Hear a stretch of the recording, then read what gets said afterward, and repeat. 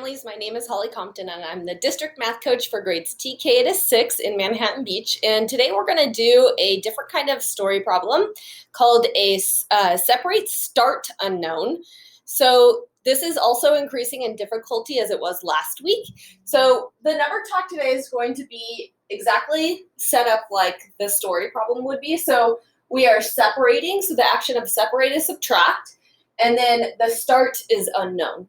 Okay, so they have to figure out what minus 7 makes 20. So they might use their tools in their minds. So they have to figure out in the end if they have 20 and if they took off 7, what would make 20 at the end? So they might think about it like this. Oddly enough, they may not think about this as addition.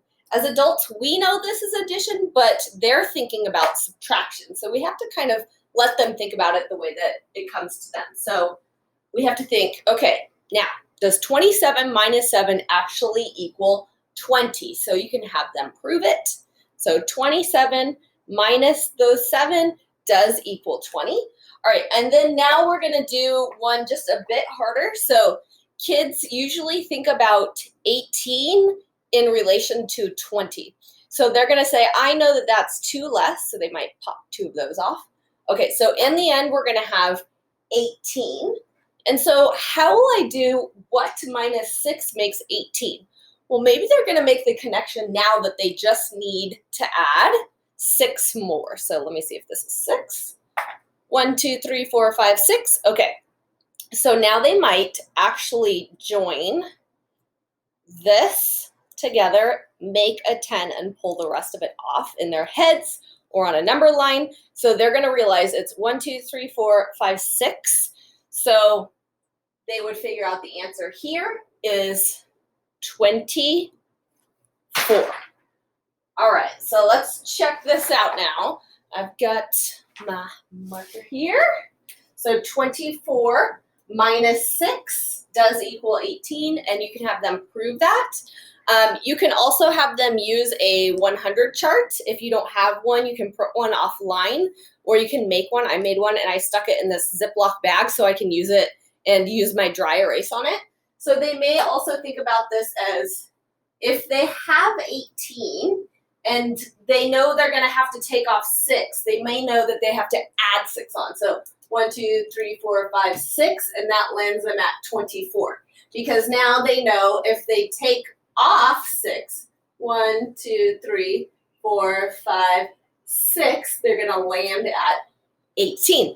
So this is going to be a little challenge for them. I hope it is anyway. We want our kids to have a little challenge as they're working.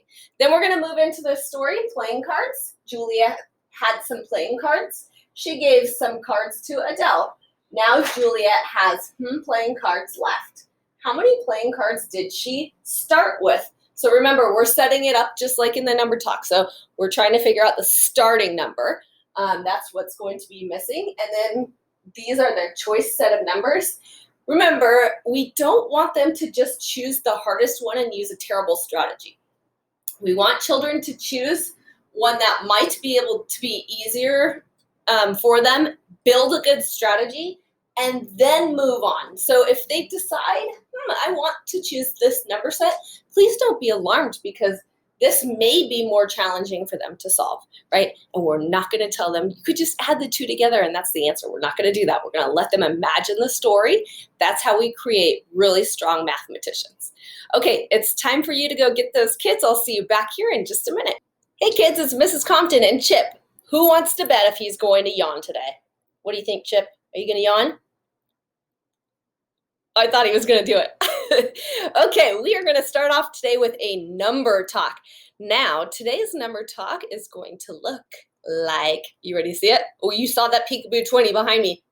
It's going to look like this. What minus 7 equals 20? Okay, so what number, if we take off 7, will give us 20? So I want you to think in your minds about how you might solve this. So you can hit pause, take your think time. All right, kids, on the count of 3. She yawned. Chippy, you always yawning. Oy vey. Okay, on the count of 3. Ready? 1, 2, 3. Tell me. Did you say 27? Or did you say 13? What did you think, Chip? Did you say 27 or 13? What was your answer? Don't tell me your answer is going to be a yawn. Chip? Okay, he said 27 was his answer. Okay, so let's find out. If we have 20 in the end, will our answer here have to be greater or less than 20? If we're taking off some, I guess we'd have to have an answer up in the front that's greater than 20 if we're taking 7 off and we're going to have 20 in the end. So I'm going to go ahead and say, well, if I had 7 more, count those. Do I have 7 yellow ones? 1, 2, 3, 4, 5, 6, 7. Yes. And I took those off and I ended with 20, then I would have to start with 27. All right. So we needed a number that was greater than 20 so that we could take off 7 and still have 20 in the end. And Chip's still yawning. Chip, I think that you need to go lay in the sunshine and take a nap. What do you think? Should you do that? Or you want to hang in a little longer? Should we do one more? Okay, no, you go take your nap. Okay. He says it's nap time, kids. All right, so here's my next one. Are you ready for this one?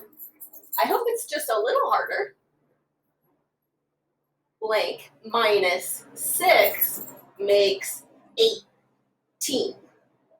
Okay, so everybody think about that.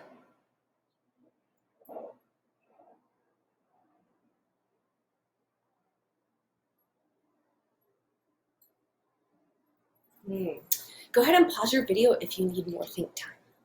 All right, so I'm really thinking about this. Okay, so I'm thinking about 18. So I have 18 here now. And I have to take off 6 and find my starting number. So if I have a starting number and I take off 6, I'm going to get 18, right? Okay, so let's think about this. Is our answer going to be more than 18 or less than 18? Tell me, is it more or less? Tell me. You're right. It has to be more than 18. You said it. How many more than 18 will it be? Well, kids, you guessed it. It's going to be 6 more. So let's see. Count that. Is it 6? 1, 2, 3, 4, 6. Okay. So I have the 6 more that are going to get taken off, and we're going to end with 18, right? So now I need to know what my starting number would be. Maybe you thought about this in your mind where you're like, ooh, I could just make that a 10, and then I have my 4 more. So our answer must be, you got it, 24. Here it is. Let's put it in there, kids, 24. Now let's check that out. Can we check that on a hundreds chart? So if we had, actually this hundreds chart is kind of little. Let's get the big bad one under here. I'll say if we can say this. Yes, we can. All right, so 24 minus 6. Okay, so let's do it. 1, 2, 3, 4, 5, 6. Did we land on 18? We sure did. All right, so are you ready to hear the story? Are you ready to say hello? We are going to say hello to 2 people today, and guess what?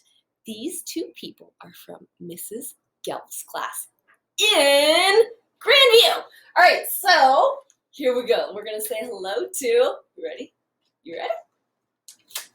We're going to say hello to, after we say hello to playing cards, Juliet and Adele. And a big gust of wind came by. That must have been your hello from the earth. All right, so let's see what the story is. Playing cards. Juliet had some playing cards. Read that with me. Okay, here we go. Juliet had some playing cards. She gave cards to Adele. All right, so let's imagine this. Juliet had some playing cards. It's like kings, queens, jacks, aces. She gave some cards to Adele. Okay, so can you imagine Juliet handing some cards over to her friend Adele? Now Juliet has Playing cards. Okay, does she have more or less cards now that she's shared with Adele? Yeah, she's going to have less now, right? We have to figure out how many playing cards did Juliet start with. Okay, so let's think about this. Let's put in some numbers. Your just right number sets might be 9 and 12, or 19 and 42, or maybe you're going to choose 49 and 112. But remember, kids, you're only choosing these number sets here if you have a really good strategy. If you're still working on building your strategy, that's okay. This number set is for you. All right, so let's check this out. If we pretend she gave us 9 cards, or she gave 9 cards to Adele, everybody imagine Juliet giving 9 cards to Adele. Okay, I have the picture in my mind. That's very important, right? Now Juliet has 12 playing cards left in her hand. So imagine 12 cards are left.